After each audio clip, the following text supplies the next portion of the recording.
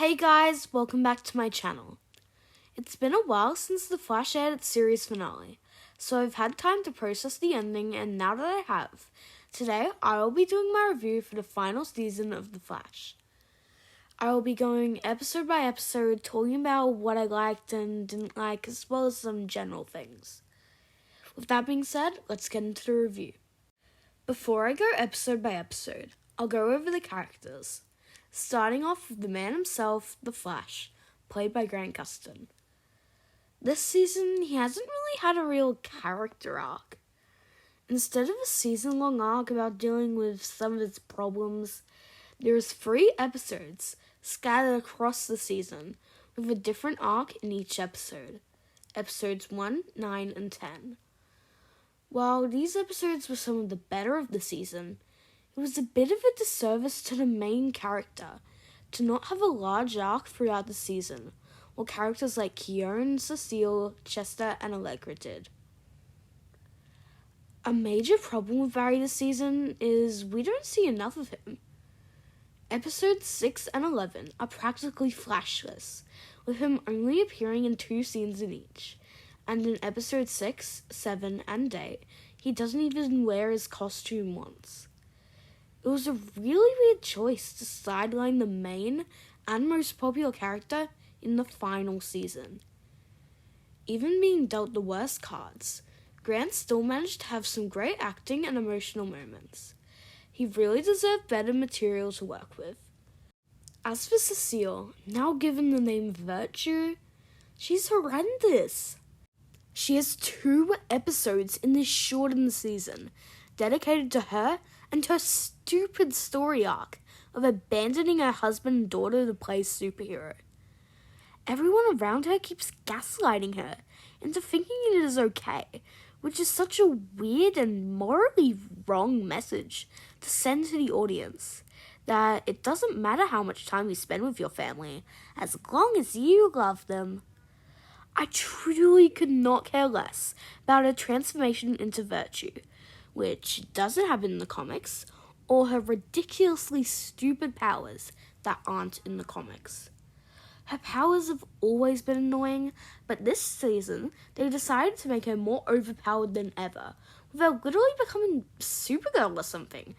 She can fly, make people crumble to the ground with one hand movement, can literally time travel, and some weird-ass Doctor Strange magic trick to separate people from their bodies. What the heck are the writers and Eric Wallace thinking? Who asked for this? Who cares? Now for Allegra. I'm talking about them together because they didn't have separate identities from each other. The whole storyline this season is about their blossoming romance and becoming a power couple or whatever. Who watches The Flash for some comic deep cuts romance? I truly do not care that Allegra is too nervous to say I love you to Chester because of her never talked about trauma, and that Chester makes her a goofy rainbow supersuit that she hates. They don't need to be here, and they just worsen the overall quality. Iris, the main love interest, was completely sidelined this season. Her arc of feeling like she doesn't deserve awards for journalism because she already knows she's going to win them was the most compelling, but it wasn't touched on nearly enough. I enjoyed her team up with Nia Nal as well as her pregnancy cravings, but honestly, she didn't do much. Candace Penn had some cringy dialogue and delivery in episode 8, but overall did a pretty good job. Khione is the most random inclusion in the season. It was disgusting how nobody cared that Caitlin died and literally went dancing after the news. Some quirky goddess hijacked the body of Barry's closest friend, and he just did nothing about it. No tears were shed. They all tried to help her embrace her powers when they could have just shoved her in the cryopod and gotten their friend back. Danielle Panabaker did a great job as always. I really believe Kieran was a different person to Caitlin and Frost, but she just doesn't add anything to the plot. Eric says that Kieran was going to have a 2-season arc, but they only got 1 season, so we have to cram it in there. But it would have been better to just scrap his story and give more time to Barry and Iris. Mark didn't really do anything in this season, so I won't talk about him much. John Core is actually a great actor who has to deal with the terrible writing of this show, but he didn't need to be here at all, let alone be moved up to a series regular in the final season. For the villains of this season, there were two main threats, Red Death and Cobalt Blue. Red Death was a goofy, unthreatening joke, straight out of Batman and Robin. Her constant quoting of famous Batman lines at the most random times didn't make her cool. It just made her look stupid. Also, something that made her look stupid was her costume and that hideous white streak. She looked threatening in the first 2 episodes when she was phasing, but as soon as the vibrations were taken away, all her movements looked really bad and campy. I love Cecile Leslie as Batwoman, but she truly cannot play a villain. Her performance was laughable, and all her anger felt like a child throwing a tantrum. Red Death was one of the most hyped villains for the show, so it was disappointing to see how bad she was. Cobalt Blue was also a hyped villain, but was done a lot better than Red Death. Rick Cosnett was very charismatic in his journey from a regular scientist to realizing he is a dead police officer who has been resurrected by a cosmic force that wants him to be its avatar. The whole 3-episode journey to accepting his fate was really well acted and planned out, but after that he really needed another 4 or 5 episodes as the main villain. It's crazy how he got his suit, fought the Flash, and was defeated in the first half of the finale. Adding in the resurrection and defeat of the past speedsters of the show, meaning he didn't get much time as the comic villain Cobalt Blue, which gives him a bit of an incomplete story.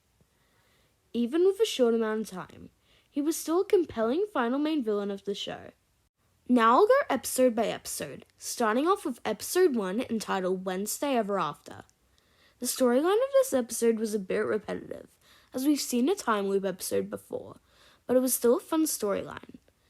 It kind of felt like Barry has learned nothing these past 9 years about the timeline and whatnot, but still, you can't complain, because this episode was almost entirely focused on Barry and Iris. Captain Boomerang was a good villain, and the Red Death tease was threatening. 7 out of 10. Episode 2, entitled Hear No Evil, was a downgrade from the first. Fiddler wasn't as cool as Boomerang, and her line delivery was bad and cringe. It was nice seeing Pied Piper return, and it looked visually pleasing in that scene at the club. The worst part of this episode was Khione, as it was so stupid how nobody cared about Caitlin's death, and they went dancing at the end. 5 out of 10. Episode 3, entitled Rouges of War, was really good.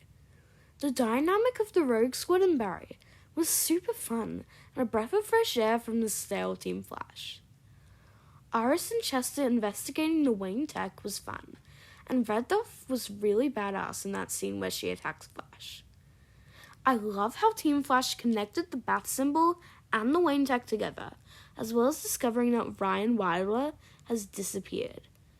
The negatives for this episode are the scenes about Allegra and Chester's relationship, that Khione got involved in, and that cringe I am vengeance moment, but other than that, it was really fun.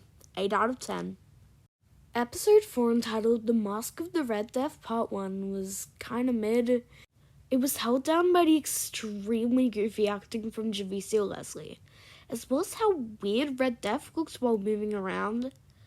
The quoting of Batman lines was unnecessary and cringe, but there was still some redeeming qualities, like Barry running on the treadmill and Rainbow Raider's return. 6 out of 10. Episode 5, entitled The Mask of the Red Death Part 2, was an unsatisfying finale to a too-short arc. Batwoman's appearance was a plot hole and really sloppy writing. It was cool to see Grodd again, but he was only in one scene. Red Death was taken down really easily, and Allegra and Chester finally get together, which nobody cares about. Iris' pregnancy reveal was cute, and overall it's 6 out of 10. Episode 6, entitled The Good, the Bad, and the Lucky, is the worst rated episode of this show on IMDb. Barry is in 2 scenes, and the rest of the episode is full of Cecile, Allegra, Chester, Khione, and Mark. Pretty bad characters. Cecile was a terrible mother in this episode. I don't care about Allegra's pep talk. I found Becky annoying in season 4, and she was annoying here. Though I liked when she unleashed their full potential on those baddies. The Mark and Khione stuff was boring and pointless. The whole episode was mostly cringe. 5 out of 10. Episode 7, entitled Wildest Dreams, was a fun final crossover with Supergirl. Nia was one of my favorite characters on this show, so it was nice to see her develop more and have interactions with characters outside of National City. It was interesting to explore the dream world, but Nia and Iris didn't really have that dynamic duo feel. The whole Khione and Mark love story was really weird and disturbing to watch, and that scene in the bar was terribly acted and felt childish. The visuals looked great in this episode, making it fairly good. 6.5 out of 10. Episode 8, entitled Partners in Time, was bad. Unlike episodes 6 and 7, it was focused on Barry. The whole storyline was repetitive, boring, cringe, and horribly acted. Lady Kronos was a bad villain, and all the inspectors were super cringe. Iris kept calling Barry Boo, and it was so forced. The side storyline with Allegra, Chester, and Cecile was even worse and a major cliche. This was a waste of an episode that could have been given to the final arc. 4.4 out of 10. After one of the worst episodes of the show, Episode 9, entitled It's My Party and I'll Die If I Want To, is one of the best. Bloodwork was a menacing villain whose manipulation of Wally and Barry was fun to see. The CGI was excellent in this episode, and Wally's return was super fun. Oliver Queen reuniting with Barry was amazing, and it brought back memories of a different time in the Arrowverse. This was just a nice, emotional, self-contained crossover that was the best episode of the entire season. 9.5 out of 10. Episode 10, entitled A New World Part 1, was a great way to bring the show full circle. It was a great episode, focused mainly on Barry's emotional arc, without the bad side characters, for the most part, though those first few scenes with them were pretty bad. It was nice seeing Matt Lester's reverse Flash again, and it set up the final main villain perfectly. 8.5 out of 10. Episode 11, entitled A New World Part 2, was a bit disappointing. Coming on the heels of 2 Flash-focused fan service episodes, this episode has Flash appearing in 2 scenes, while the rest of the episode mainly focuses on Khione realizing she is a goddess. There was some great visual effects in this episode, as well as great acting from John Core. Eddie's descent into madness was fun to watch, and it was good that Iris still had a pretty big role in this episode. 6.5 out of 10. Episode 12, entitled A New World Part 3, was kinda bad. All the stuff with Eddie's rise as Cobalt Blue and Barry discovering he was alive was good, but the rest was really trash. Team Flash barely aged a day after 26 years, and at 70, Cecile becomes a superhero called Virtue. Clearly the writers don't think about what they're making. Cecile's emotional arc in this episode was stupid and wrong, and I just couldn't care less. At least there was a good speedster fight between Flash and XS. 5 out of 10. Episode 13, entitled A New World Part 4, was a disappointing series finale.